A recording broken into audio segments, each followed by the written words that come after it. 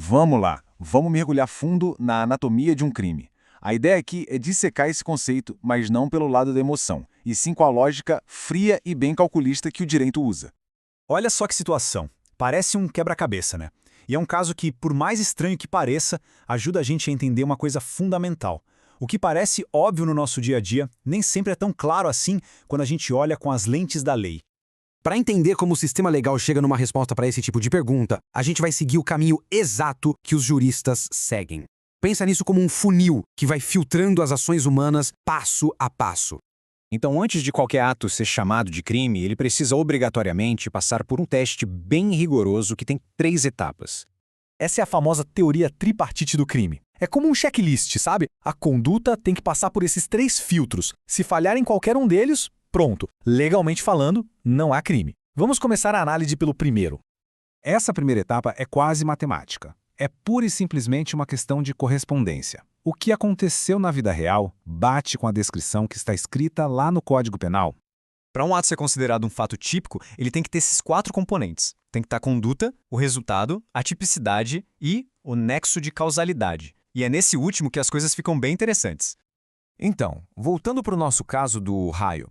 A bala do atirador não foi o que causou a morte, concorda? O que causou a morte foi o raio, um evento totalmente independente. Nesse caso, o atirador responde, sim, mas pela tentativa de homicídio, e não pelo resultado morte em si. A corrente da causalidade foi quebrada. Ok, o ato passou pelo primeiro filtro. Ele se encaixa na descrição de um crime. Agora, a lei vai dar um passo além. Ela vai tentar entrar na mente da pessoa que agiu. O que ela estava pensando? Essa distinção aqui é crucial. Uma coisa é querer o resultado ou, no mínimo, não se importar se ele acontecer. Isso é o dolo. Outra, bem diferente, é não querer o resultado, mas acabar causando por um descuido. Isso é a culpa. E essa diferença muda tudo na hora de aplicar a pena. E aqui a gente entra numa área cinzenta que é fascinante. A diferença sutil entre o dolo eventual e a culpa consciente. No dolo eventual, a pessoa pensa, bom, pode acontecer, mas não estou nem aí. Na culpa consciente, ela pensa, eu sei que pode acontecer, mas confio que não vai. É uma diferença de atitude mental que os tribunais precisam decifrar. Agora, algumas das questões mais cabeludas do direito penal aparecem quando alguém começa a cometer um crime, mas, por algum motivo, não vai até o fim. E sabe por que essa área é tão discutida? Olha só esse dado. Em exames avançados de direito, tipo para concurso de juiz ou promotor, mais da metade das questões consideradas mais difíceis são exatamente sobre essas áreas cinzentas. Esse gráfico mostra bem isso. O verdadeiro desafio para os especialistas não está no crime óbvio consumado. Está justamente aqui, em situações onde a intenção não é clara ou as ações ficaram pelo meio do caminho. Para a gente entender um desses conceitos, vamos usar um exemplo clássico desse de livro de direito. Ele já tinha começado a agir. A oportunidade estava ali, mas ele fez uma escolha, a escolha de parar. Isso é o que a lei chama de desistência voluntária. É como se a lei oferecesse uma saída de emergência. A pessoa ainda responde pelo que já fez, como invadir a casa, mas se livra da acusação bem mais grave de tentativa de roubo. O momento da desistência é o que importa. Então veja bem a diferença. Parar no meio do caminho durante a execução é uma coisa. Tentar consertar o estrago depois que o crime já está feito e acabado é outra bem diferente. Legalmente, as consequências são completamente distintas. Bom, agora chegamos ao segundo grande filtro da nossa análise. Digamos que um ato passou pelo primeiro filtro, é um fato típico. A próxima pergunta é, ele foi ilícito?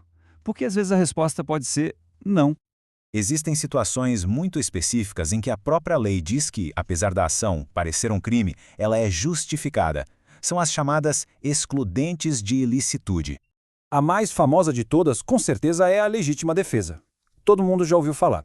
Mas a sua aplicação na prática é muito, muito mais rigorosa do que se imagina. Para que a legítima defesa seja aceita, não basta um desses requisitos estar presente. Todos eles precisam estar lá, juntos. Se falharem em um único ponto, a justificativa legal já não vale mais. E tem mais, a lei estabelece um limite. Se a defesa for desproporcional, se ela for além do necessário para parar a agressão, a pessoa pode responder criminalmente por esse excesso. O direito de se defender não pode virar uma licença para atacar. Essa frase do Rocky Balboa fala sobre a dureza da vida, né? E no mundo do direito, a vida real traz cenários de uma complexidade incrível. Essa nossa jornada pela anatomia de um crime mostra exatamente isso. Que a lei não é só um conjunto de regras, mas uma ferramenta para tentar analisar esses cenários, para entender os golpes e as reações humanas com o máximo de lógica e precisão. Isso nos deixa com uma reflexão final. Se a lei é esse funil lógico com todos esses filtros, onde que a gente encontra a verdadeira justiça? Será que ela está na aplicação fria e rigorosa das regras, ou será que está justamente na capacidade de entender as nuances, as áreas cinzentas do comportamento humano? Fica aí a questão.